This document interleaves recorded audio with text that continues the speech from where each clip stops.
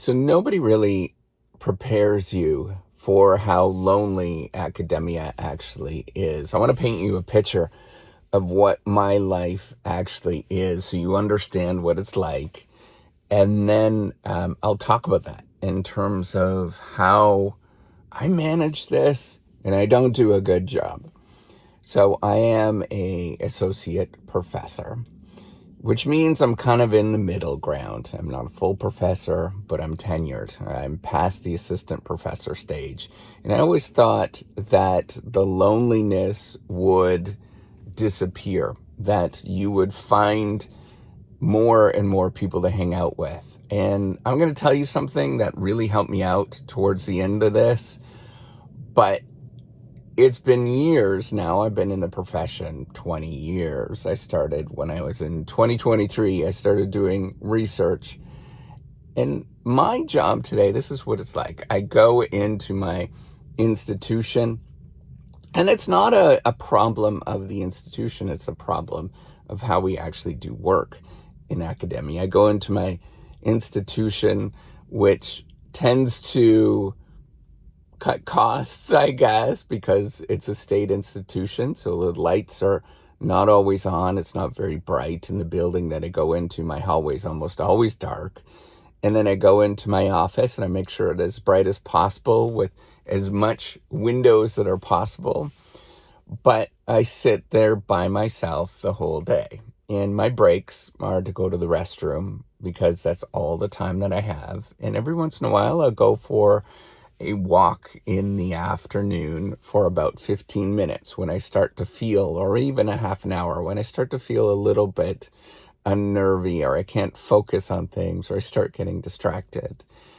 My entire day is by myself. I rarely have meetings. When I have meetings, they tend to be very much online on Zoom because I'm meeting with people from around the world, and which are great. And I love those colleagues and I love seeing them, which tend to be maybe in person. Maybe I'll see them once a year or once every other year, where I'll see them at a meeting, at some sort of conference.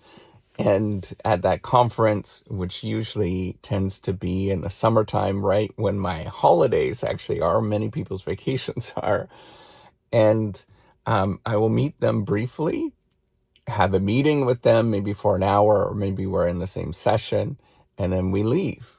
And then that is it. So my life tends to be very much by myself all of the time.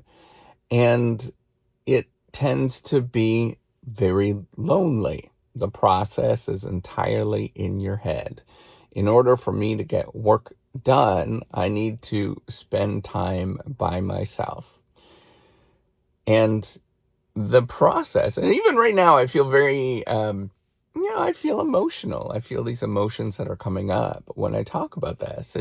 At the beginning, I thought that there would be a lot more excitement. For the first 2 years of your PhD, you will probably spend most of your time studying and then meeting in a class and then leaving, and you have a cohort, and it tends to be a little bit fun.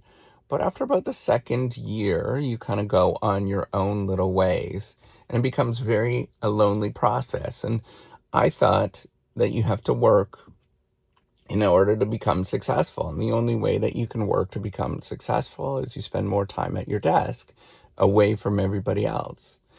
And this is the truth. This is literally what you have to do to become more successful and climb the ranks, is you have to be by yourself.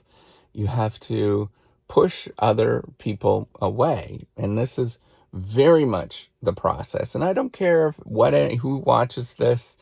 Everybody knows that this is the case. And I don't care about all the people that talk about mental health, and I talk about all that kind of stuff, but this is very much the case. This is what you have to do, is to work by yourself, often for a long period of time, to actually get work done.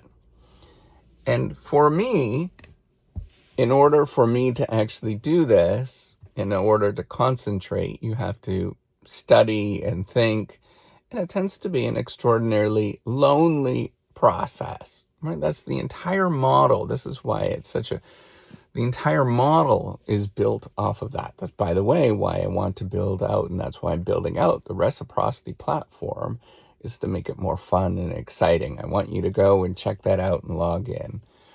But the process is about pushing other people away.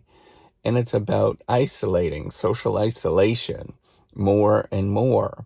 And if you're not doing that, it often means that you're not doing the work. Everybody talks about that. Everybody suggests that you're not doing the work. You're socializing too much. That's right. A number of times I've heard that. You're socializing too much.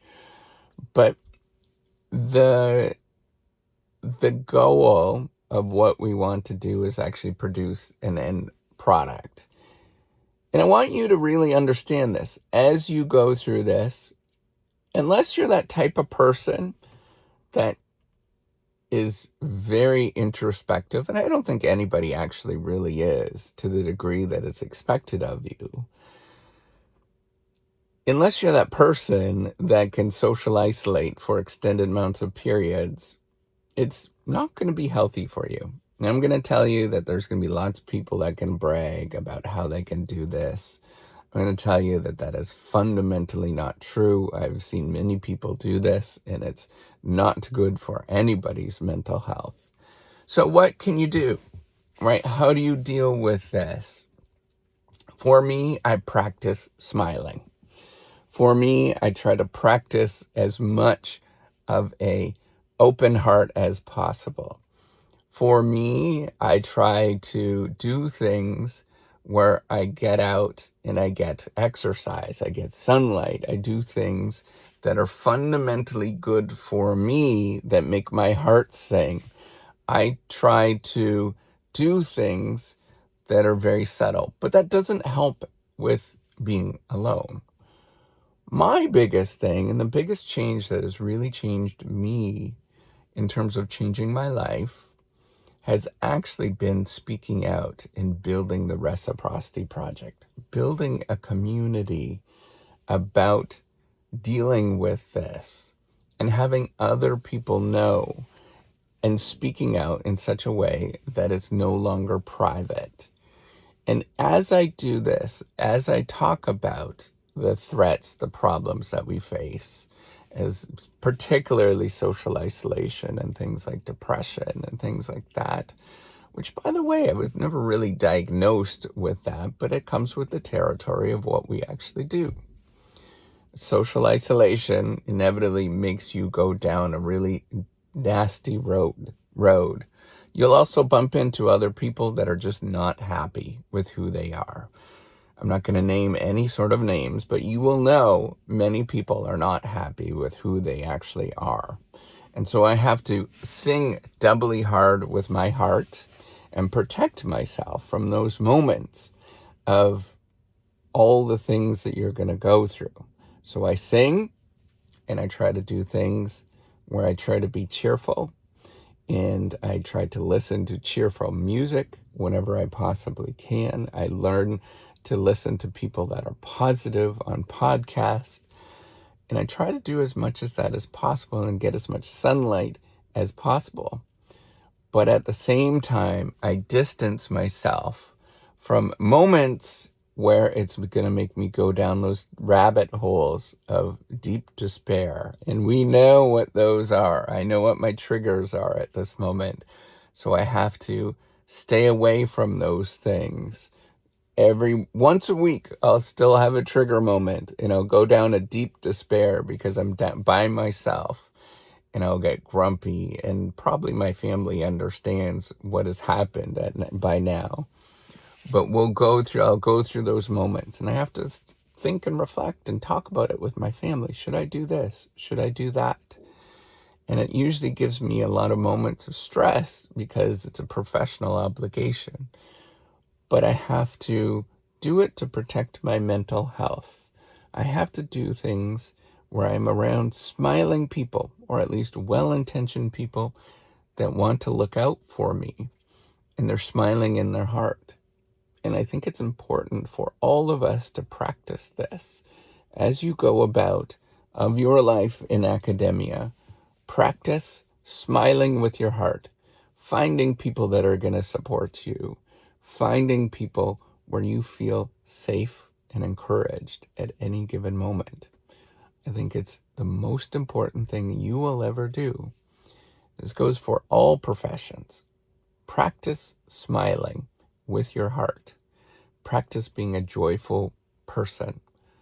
It's a practice. It's not something that comes overnight. It's not something that you just naturally happen to you. But at the same time, practice distancing from things that really take away from you. And it's this practice of thinking and going through that it does get a little better, and being more open about it gets a little better. Never goes away. It's not something that will ever go away, I don't think.